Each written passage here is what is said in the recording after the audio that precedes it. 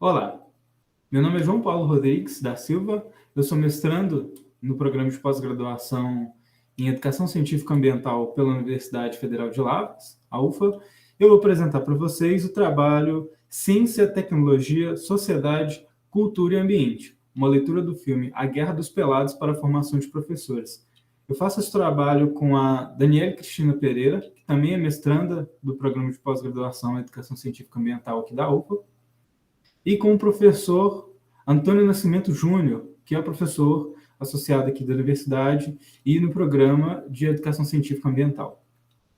Bem, gente, para introduzir o trabalho, a gente começa questionando a origem da escola, né, como que ela surge no contexto da Revolução Francesa e com ideais burgueses, né? A gente tem esse movimento na Revolução Francesa, que é a tomada do poder, né, do poder monarca pela burguesia. A gente está tendo a seção da burguesia, em especial na França, que essa discussão a respeito da escola pública constitui como um grande debate, né, uma vez que acontece no interior da luta de classes e uma difícil fase da consolidação da República. Né, a escola, nesse contexto, ela se faz algo extremamente necessário para a afirmação e naturalização dos ideais burgueses, disseminando sua concepção de mundo. Né? Em outras palavras, seria que a burguesia francesa precisava de um sistema educacional que transformasse os antigos servos em cidadãos.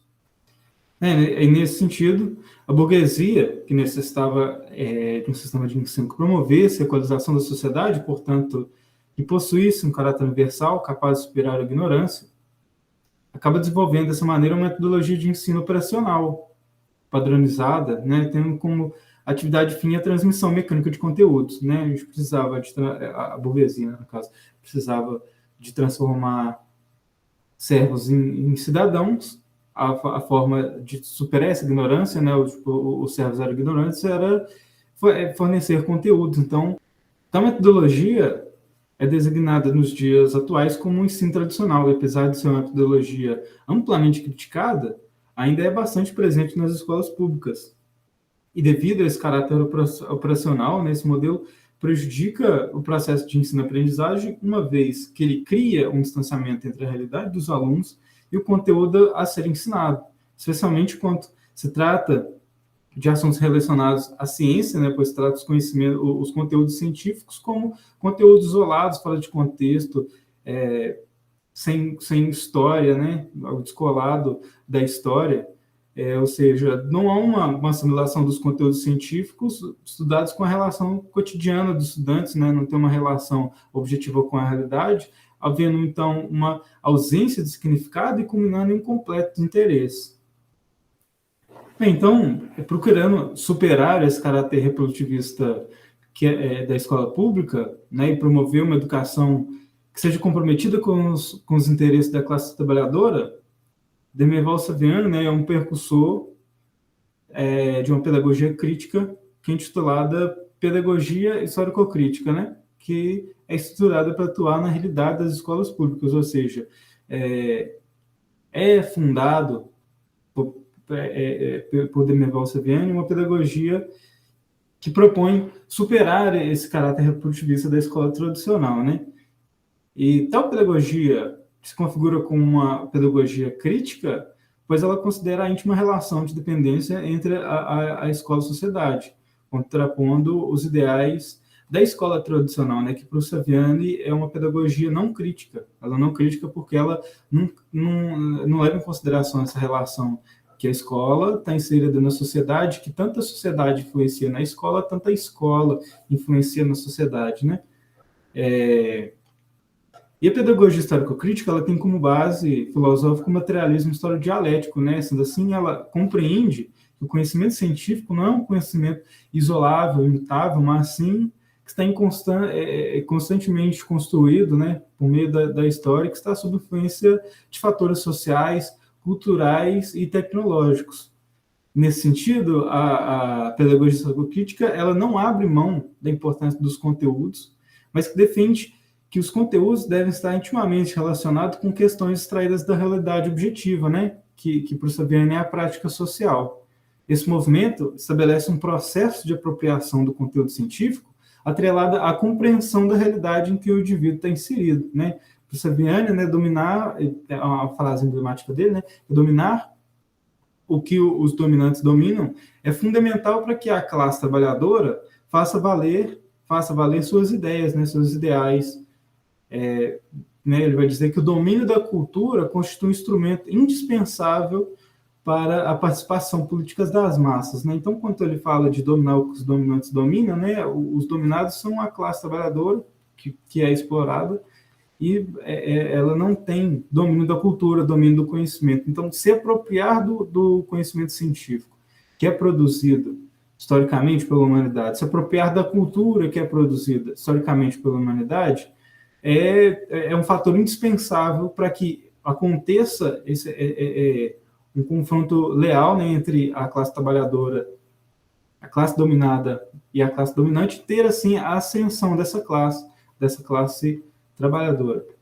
Né? Diversos autores defendem que um dos caminhos para a efetiva inserção da pedagogia histórico-crítica no ensino básico, oferecido nas escolas públicas, né, é por meio da formação de professores, uma vez que compreendem que, para essa pedagogia, é importante ter o professor como o principal agente. Né? E, nesse sentido, espera formar professores que tenham pleno domínio dos conhecimentos científicos e que saibam, e que, acima de tudo, né, relacionar esses conteúdos de forma histórica, em diálogo com as esferas tecnológicas, sociais, culturais, políticas e ambientais.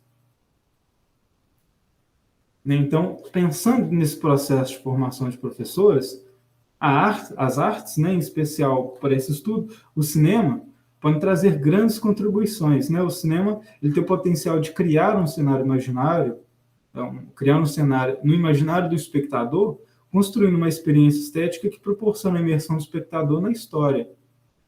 Então, o cinema possibilita que o sujeito viaje pelo espaço, pelo tempo, alcançando lugares e ambientes diferentes que estimulam a aprendizagem. Sendo feita essa discussão, esse trabalho se dedica a analisar como que o filme A Guerra dos Pelados, de Silva Black, pode, então, auxiliar na formação de professores que está sendo defendida até aqui. Né? A escolha da discussão do filme se justifica, primeiramente, que o filme foi guia para uma discussão da disciplina de Ciência, Tecnologia, Sociedade e Ambiente, que foi ofertado no segundo semestre de 2022, pelo Programa de Pós-Graduação de Educação Científica Ambiental, né, o PPGEG, aqui da Universidade Federal de Lavras. Em segundo momento, a escolha do filme também se dá porque dialoga com o que foi discutido até aqui, né, pois ele retrata o cenário da Guerra do Contestado, né, uma guerra de extrema importância para se entender a história do Brasil, inclusive para entender elementos que a gente vivencia hoje. Né? Então, seguindo nesse sentido, a gente vai usar de metodologia, né? Será realizado um breve resumo do filme e, posteriormente, a elaboração de categorias a respeito das possíveis contribuições do filme para a formação de professores, utilizando a metodologia de análise de conteúdo, né? Conforme Bardem. O filme, né, A Guerra dos Pelados, ele conta a história da Guerra do Contestado, né, que aconteceu entre os anos 1916 e 1921, mas que, na verdade, não teve fim. Né? Estima-se que essa foi uma das maiores guerras já ocorridas no Brasil, tendo milhares de mortos. Né? A região do Contestado se localiza no Vale do Peixe, Planalto Serrano do estado de Santa Catarina.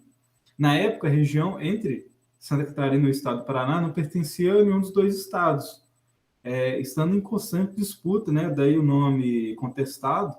E essa região de vegetação de araucárias era povoada por um grupo de camponeses que viviam majoritariamente de serviços ligados à pecuária ou extração da erva mate, né? Mas que quem tinha posse legal das terras era somente poucos fazendeiros.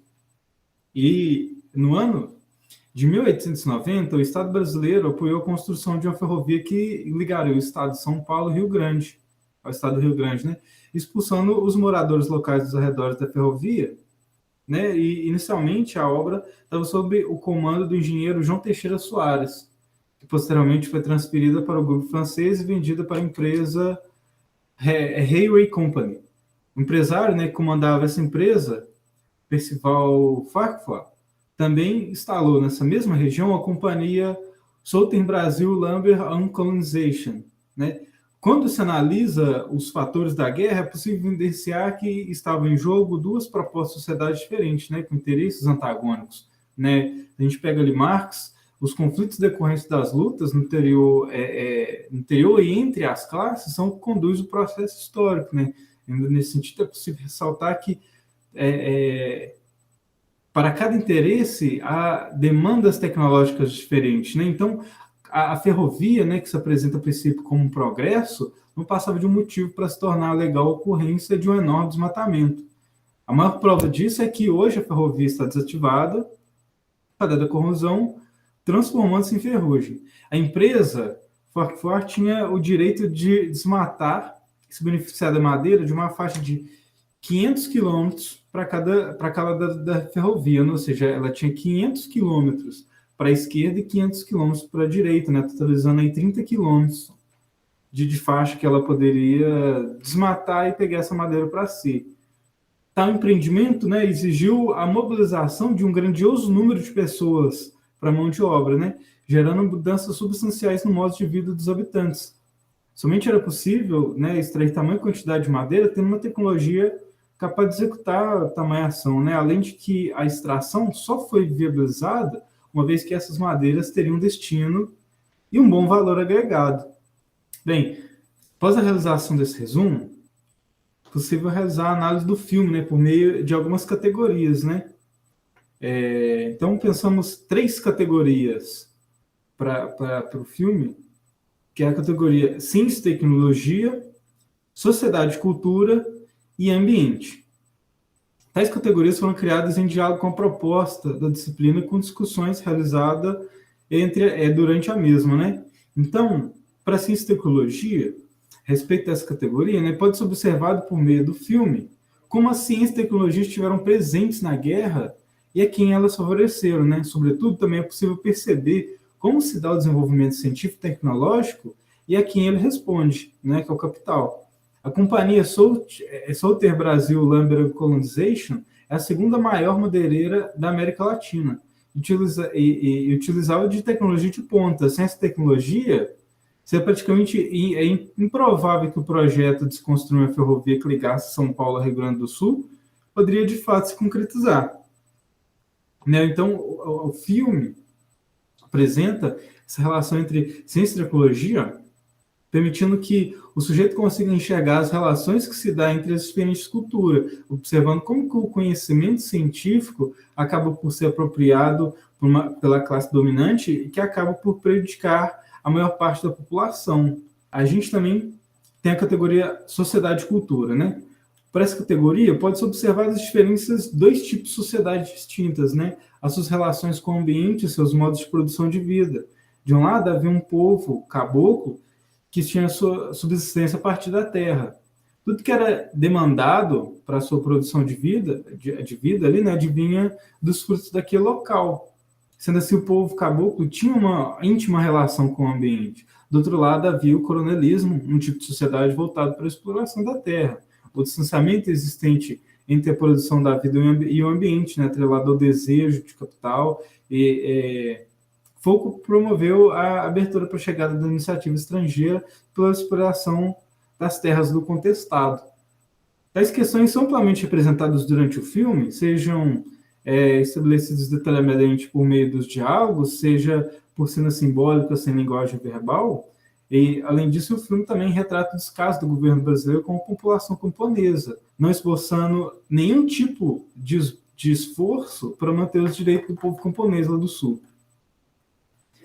Corroborando com Marx e Engels, a sociedade como é posta dividida por uma classe dominante que explora os recursos naturais, mão de obra trabalhadora, além de utilizar a ciência a seu favor apenas como objeto de ter mais lucratividade, e uma classe oprimida que acaba sucumbindo às demandas do capitalismo para a própria sobrevivência. Nessas relações de poder permitem que a burguesia tenha em suas mãos a parte da sociedade explorada, fazendo uso da força bruta de trabalho e da escassez de recursos. Apesar da distinção de poder ser presente no filme, podemos perceber dois fatores importantes que amplificaram as forças da resistência caboclo, né? O primeiro fator era o conhecimento do povo caboclo sobre o ambiente, uma vez que o exército brasileiro e a polícia do Paraná tinham posse de arma de fogo, o povo caboclo não teria chance de resistência em um campo aberto. No entanto, uma vez que o confronto acontecesse em meio a grandes árvores, né, de araucária, as balas de pólvora perdiam sua letalidade, né, logo que elas reconstituíam entre uma árvore e outra. Nesse sentido, o combate era conduzido para um confronto corpo a corpo, dando chances de vitória para o povo caboclo. Nesse aspecto retratado no filme por meio de filmagens que representam essas batalhas, né? Além desse fato, outro ponto muito importante a ser mencionada é a forte religiosidade do povo caboclo e sua devoção aos monges eremitas, né? Em especial ao José Maria. E tal devoção fazia com que o povo caboclo acreditasse que aquela guerra era uma guerra santa, né? Uma espécie de movimento messiânico de defender suas terras de origem.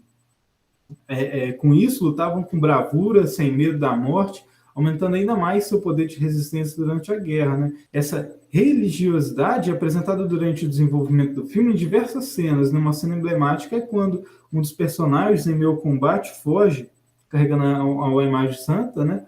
Procurando salvá-la e salvar sua vida, né? Mas morre, infelizmente ele morre abraçado com o artefato, mas essa cena demonstra, assim, esse apego com a sacralidade, né, com a religião, e foi um dos elementos assim que fez com que a resistência do povo caboclo estivesse tão fortemente ali, né? E a última categoria é a categoria ambiente, né? Essa categoria nos permite conhecer as influências da guerra sobre as questões ambientais, né? Além da dizimação do povo caboclo da região, com a chegada da ferrovia, houve a derrubada também de um número gigantesco de árvores de grande porte, né? Ocorrendo dessa maneira um enorme desmatamento na região. A questão do desmatamento é fortemente apresentada no filme por meio de cenas simbólicas, né? Onde há uma dupla formada por uma mulher e por um homem que se dispõem a encontrar e matar o dragão de ferro comedor de terras, né? No caso, o dragão comedor de terras era o trem da ferrovia, né? Tipo assim, um elemento simbólico, mas que representa essa questão do desmatamento aí, né? Então, é possível destacar o quanto o desmatamento destrói as matas, o solo, acaba com o bioma local, sendo prejudicial não apenas para a população que vive na região, mas para toda a sociedade como um todo, né? Para aquele ecossistema, né? Isso nos mostra também a busca constante pelo enriquecimento faz com que o ser humano, que está inserido dentro da burguesia, deteriora o meio ambiente, provocando destruição em massa, não apenas da fauna e flora brasileira, mas também dos povos que habitam o local, consequentemente a sociedade contribuindo para um colapso ambiental.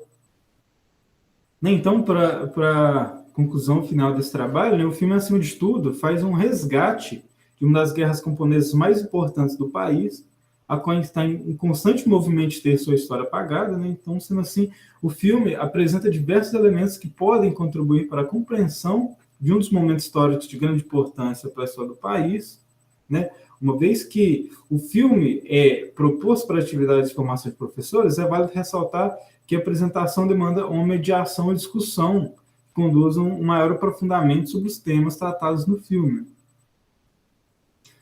Seguir por um caminho que ajude no diálogo e na participação dos docentes em formação contribui para que eles possam enxergar a realidade à sua volta, o contexto histórico a qual estamos inseridos e perceber as relações de poder que se dá entre a ciência, a tecnologia, a sociedade e o ambiente. Por isso, os filmes têm grande potencialidade de despertar no sujeito, né, um olhar crítico e reflexivo sobre o mundo, podendo compreender muitas vezes aquilo que pode acabar passando despercebido, né? Então, agradecendo aqui a CAPES, a CNPq e a FAPEMIG, e obrigado pela atenção de todos.